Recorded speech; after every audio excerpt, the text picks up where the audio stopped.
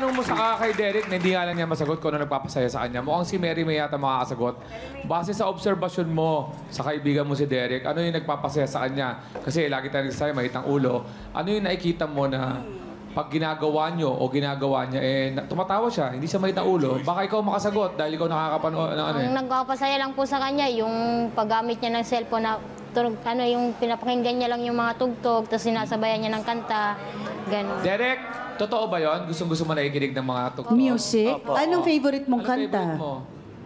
Ang lasa ng halik. Lasa naman. Pag naghugas daw ng plato, kanta ng kanta. Opo, nasa So, CR, mahilig talaga siyang magkanta. Sige, magkakaroon ka na ng sarili mong maliit na karaoke. Magkanta-kanta ka.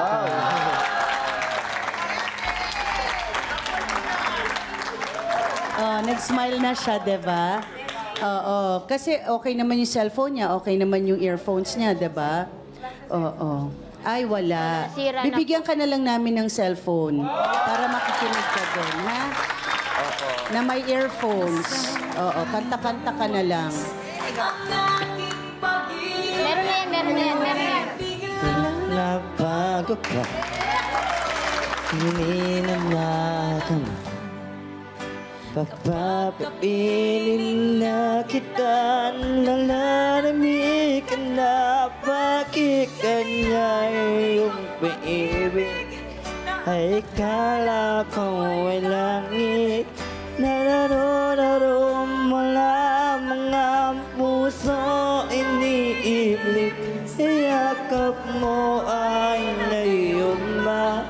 Hindi ko na kaya. Ang ngayon naharap-hanap pa rin. Ang lasang mo ay Pag-ibig! Salamat, kuya. Ay, salamat, kuya. Ayan, Joel, magkaway ka. Oo. Ayan, best friend mo na siya, Joel.